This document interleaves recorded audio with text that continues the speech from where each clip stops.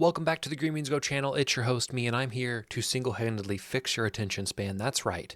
This is going to be a long video. It's going to be full of information, full of facts, full of lore that I know you guys are going to be interested in one way or another, even if I have to convince you to be interested in it by the end of this video. Give me your time, give me your attention, and let's learn something together.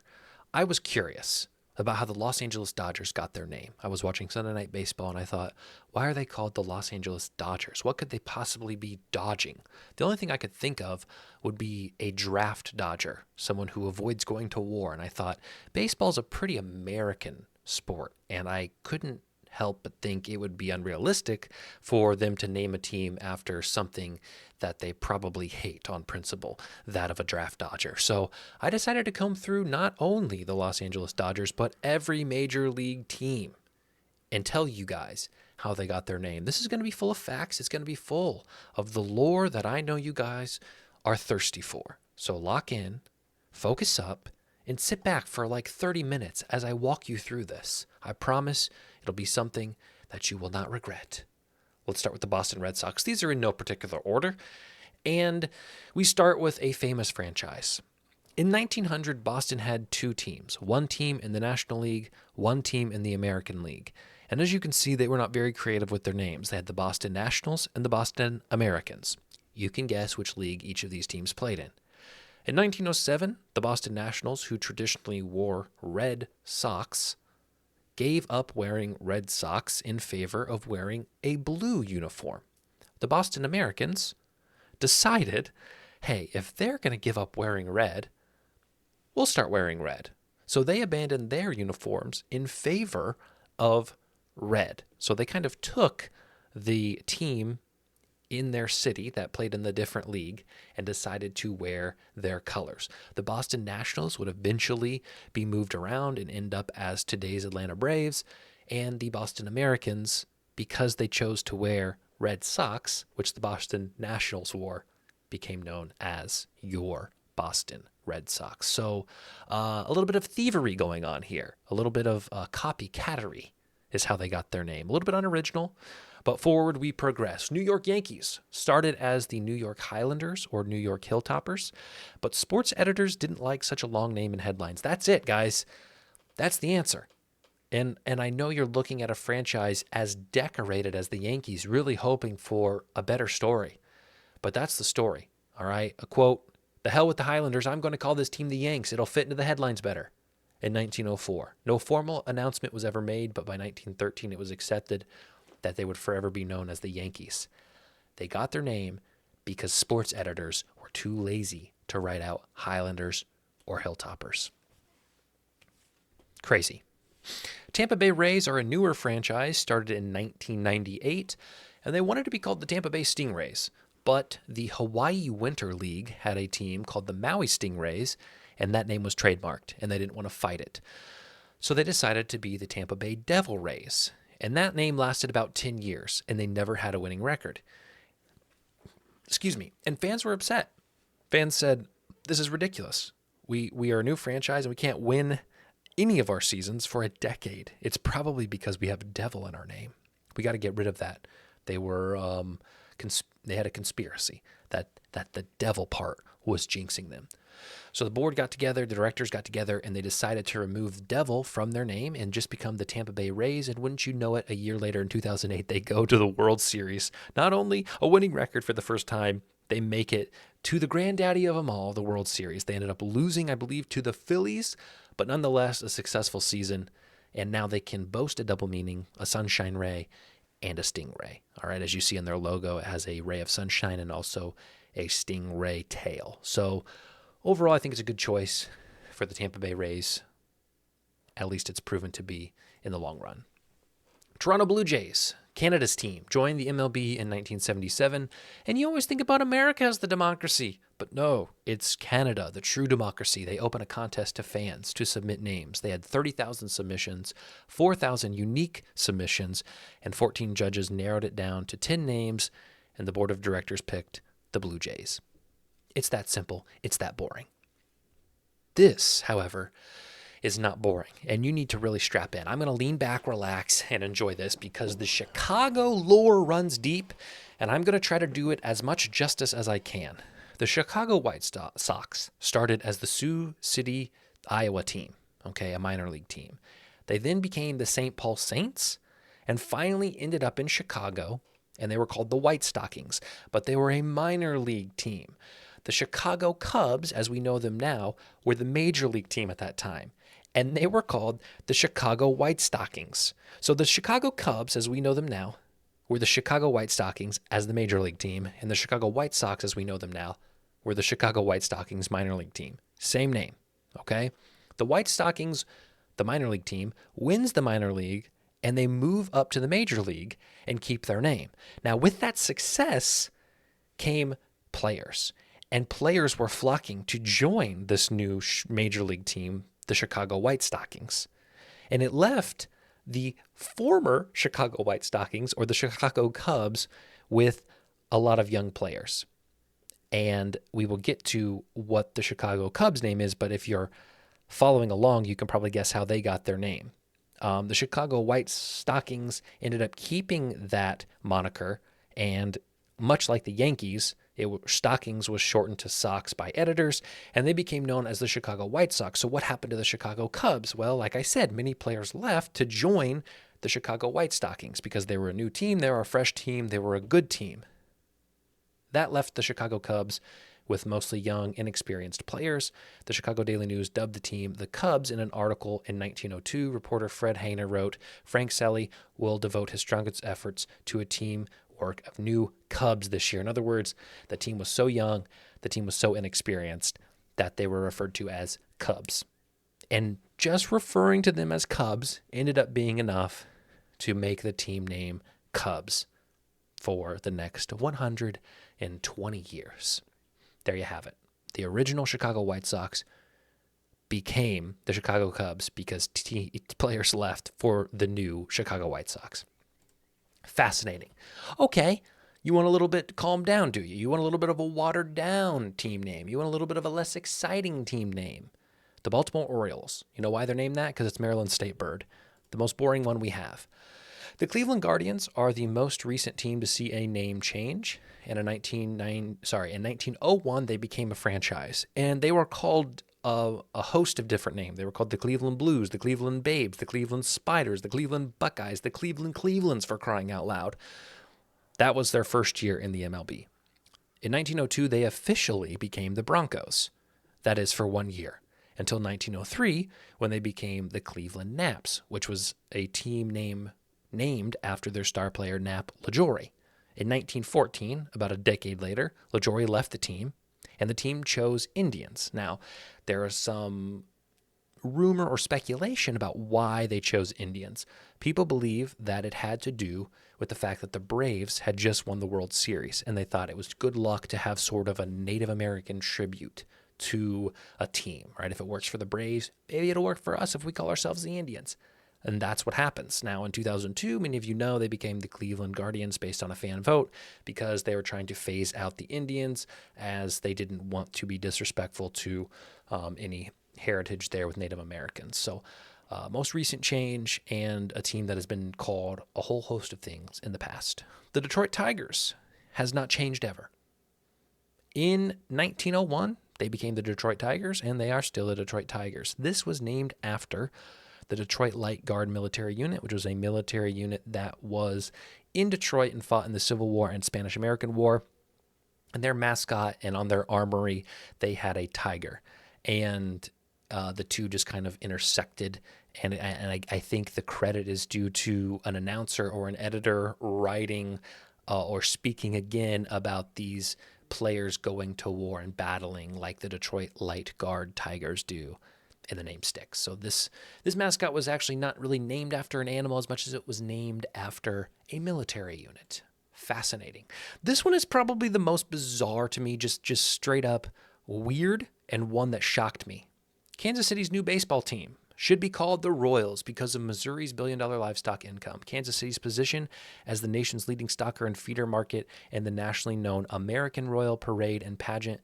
This was an entry when they had a naming contest by Sanford Port, a fan in 1969. So the Royals become a team in 1969. They need a name, and a fan says, well, we have the American Royal Parade and Pageant here, which is like this huge livestock tradition gathering place, okay?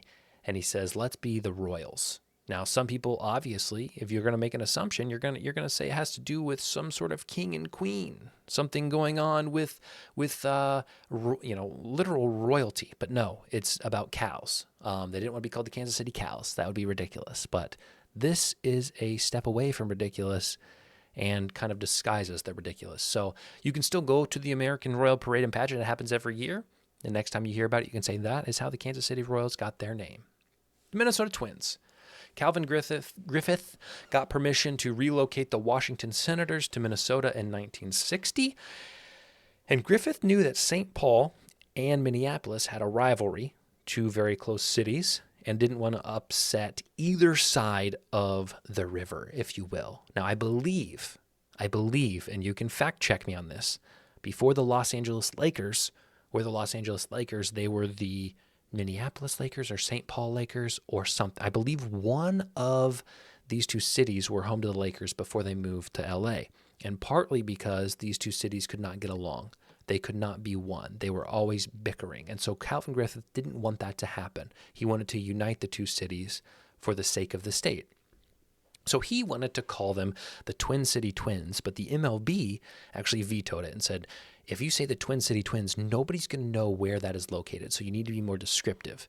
And so instead of calling it the Minneapolis Twins or the St. Paul Twins, he settles on the Minnesota Twins, Twins obviously being paying homage to St. Paul and Minneapolis, two cities that he wanted to be seen in the same light, the Twin Cities as we know them today. So this was actually a name that was meant to placate the animosity or these two cities. So there you have it. Houston Astros originally were called the Houston Colt 45s, which I didn't know. I feel like I should have known that. And they were called the Houston Colt 45s for some time. But in 1964, owner Roy Hofheinz, who was sort of the brainchild behind the Astrodome, where Houston would go on to play its games for the next half century, decided to name the team the Astros. Houston was called Space City, USA, with the Johnson Space Station, and he wanted to change the narrative of the Wild West and cowboys and Indians of Texas, and so he thought, let's go super futuristic. Let's call ourselves the Houston Astros. Los Angeles Angels, 1961. Gene Autry was the first owner. He was a movie star, a cowboy, a musician, Mr. Hollywood, and he owned the Angels, who were just named after a Pacific Coast League team at the time, the Los Angeles Angels. They kept the same name, but then they changed their name to the California Angels, then to the Anaheim Angels, then to the Los Angeles Angels of Anaheim, and then finally they said, what are we doing? Let's just go back to our roots, and they are called the Los Angeles Angels again today. Kind of boring. The Oakland Athletics.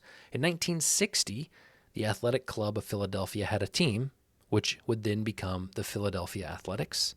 Then in 1955 would become the Kansas City Athletics. And finally, that team would move to Oakland and become the Oakland Athletics. So just passing down a name that had been in the works for over 100 years. Seattle Mariners. A little bit of a piece of lore here, which is one of the more interesting parts of this video. In 1977, the team opens a naming contest.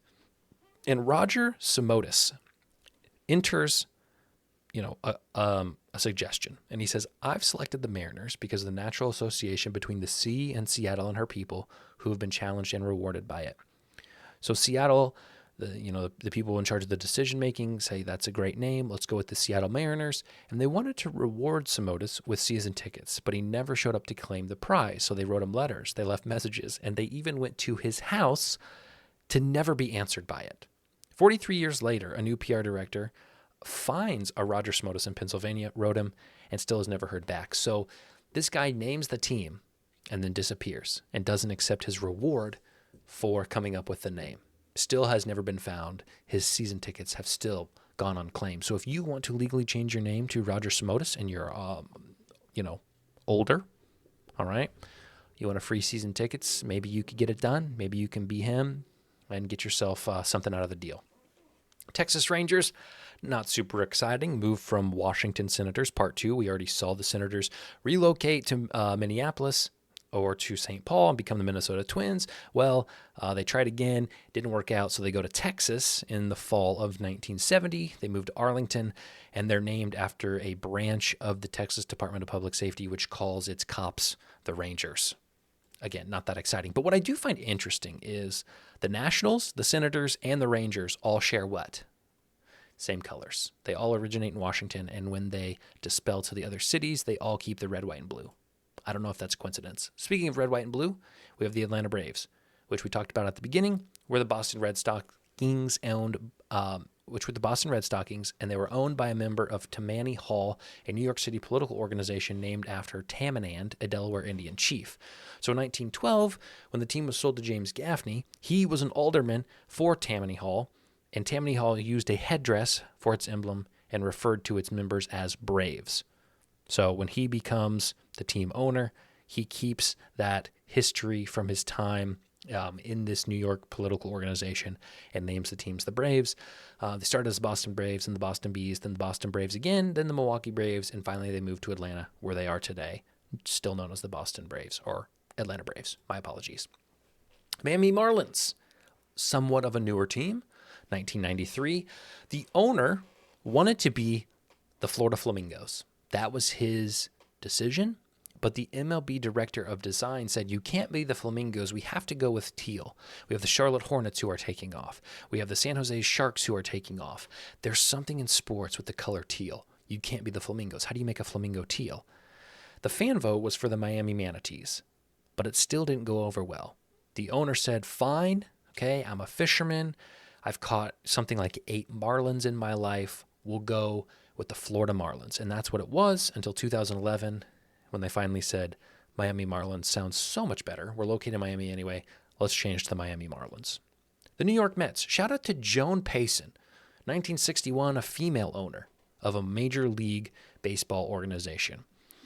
She was granted permission to replace the Brooklyn Dodgers and the New York Giants, who had just left for LA and San Francisco. And the corporate name of the team she was establishing were the New York Metropolitan Baseball Club. She said, let's just shorten it to Mets. And it's stuck ever since. She did consider the Islanders and the Jets, which I put in here because I find it interesting that the New York Islanders is the hockey team now, and the New York Jets is the NFL team now. So 2 ideas that she considered ended up being used by other professional organizations. The Philadelphia Phillies. The rumor goes that they were called the Phillies because it was easy to tell who a Philly plays for. They play for Philadelphia. They were called the Quakers on and off until 1890, but have been the Phillies ever since. They are the oldest continuous one-name, one-city franchise in the MLB. There you have it. The Washington Nationals, who were the Senators twice, as we talked about, became the Twins and the Rangers. They relocated from Montreal. The Montreal Expos came to Washington, and the team says, should we go back to the Senators? No. We can't do that. We're going to go back to the Nationals, which was a team back in the 1870s that played in Washington. So there you have it. Not the most original name, as you can tell from the Boston segment, where teams were just naming themselves the Nationals or the Americans based on which league they played in. Cincinnati Reds were actually the first professional franchise, and they started the first season 57-0 in 1869. They were called the Red Stockings, and they were eventually expelled from the National League for selling beer and wanting to play on Sundays in 1881. So they go play for another league for a while, and they came back to the National League in 1890 under the name Reds. They had shortened it from the Red Stockings just to the Reds. Now, in the 50s, when we had the big communism scare, Joseph McCarthy business going on, they decided they didn't want to be called the Reds. That was bad luck. That was bad luck. So they changed to the Redlegs. And they kind of took the word Reds off their logo. They just used the C until that kind of died down and was dispelled. And they changed back to the Reds, which they've been since 1960. The Brewers. Not a ton of interesting information here. They're named for their rich beer history.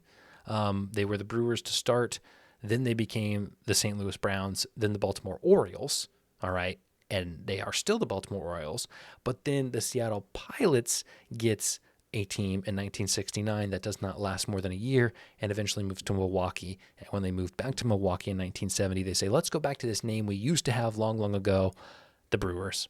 We'll keep it the same. Again, kind of boring. Pittsburgh Pirates is one of the more interesting names to me, and one that I was very curious about when I started this video, because how does Pittsburgh associate in any way with the Pirates? So they were called the Pittsburgh Alleghenies, which is named for a river in Pennsylvania. Okay, Allegheny River. The team was horrible, and players were leaving to nearby teams. Now, Lou Beerbauer, who played for Philadelphia, he was a second baseman for the Phillies, was, he was supposed to become a free agent, but most people believed he would stay with Philadelphia because Philadelphia was playing well and he was playing well, and why wouldn't he just stick around? Well, Ned Hanlon, who was the manager of the Pirates at the time, or the Alleghenies at the time, had an idea. So he went to Lou's home in Erie, Pennsylvania, and convinced him to sign with Pittsburgh. So the league started calling that move piractical, okay? They started calling this team the Pirates because they were going around, sneaking around, stealing players, so to speak, convincing players to come play for them. So the Pittsburgh Alleghenies were phased out, and they became known as the Pittsburgh Pirates because they were taking other teams' players to come play for them. One of the more fascinating pieces of history, I think, as far as team names go. St. Louis Cardinals. I'm losing my voice. We're 21 minutes in, no break. Let me take a little sip. Water. Nothing better. St. Louis Cardinals were called the St. Louis Perfectos. And the story goes that the St. Louis Republic columnist Willie McHale overheard a fan in the stands that summer call the new uniforms a lovely shade of cardinal. And McHale began referring to the team as the Cardinals in his columns in 1900. The funny thing is, because cardinal was associated more with a color and not a bird, they didn't incorporate the bird logo until 1922. So after the team was called the St. Louis Cardinals, they didn't even have a cardinal mascot or emblem or logo for 20 years before someone said, wait a second, we could make our mascot a cardinal, because cardinal was deeper than just a color. How stupid are these people?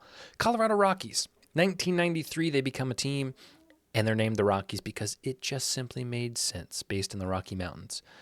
They wanted to Colorado wanted an MLB team since the 1960s and was kind of known as the time zone without a team. Every other time zone had a team except the Mountain time zone. They did not.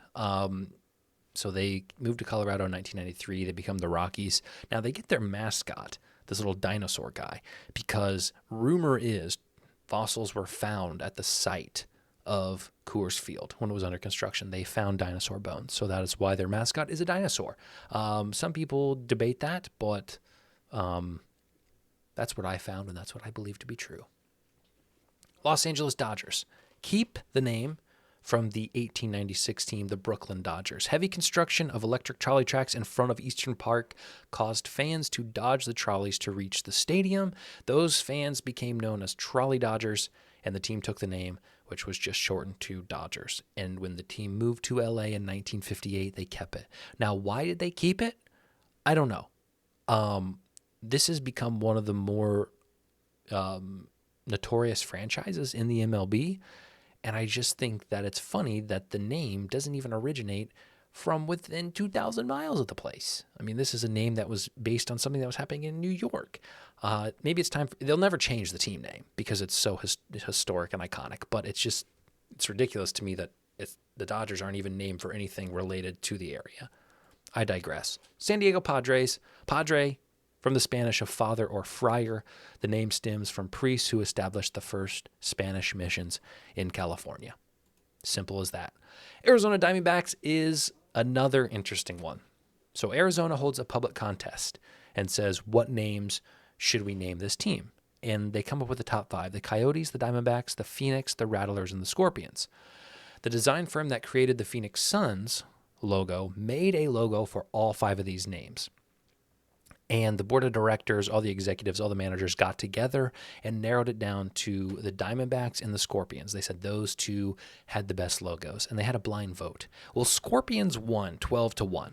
Scorpions destroyed the Diamondbacks. People love the Scorpions logo that were in this committee. Well, general managing partner Jerry Colangelo, who owned the WNBA Arizona team at one point, sorry, I don't know who that is offhand. The Phoenix Mercury, that he owned the Phoenix Suns for a time. Big name in Arizona athletics, said that Scorpions gave him the willies and vetoed it. 12-1 vote for the Scorpions, and the managing partner said, nah, gives me the willies. We're going with the Diamondbacks. That's how they got their name. Anti-democracy. San Francisco Giants started out as the New York Gothams, and the first manager, Jim Mutry, would call his players Giants when they played well. And again, much like all these other names, or some of these other names, a nickname just ends up sticking. They kept the name. They eventually became known as the New York Giants, and then the San Francisco Giants when they moved. All because their manager would call them Giants when they played well. That's it. 25 minutes. Under 30 minutes. We did it. That is how every MLB team got their name. I appreciate your attention. I appreciate your time. Share some of these fun facts with your friends, family, and everyone in between. Next time you see a guy at the grocery store with a jersey on, say, hey, you know how they got their name? I'll tell you. And you know who told me? Green means go, baby.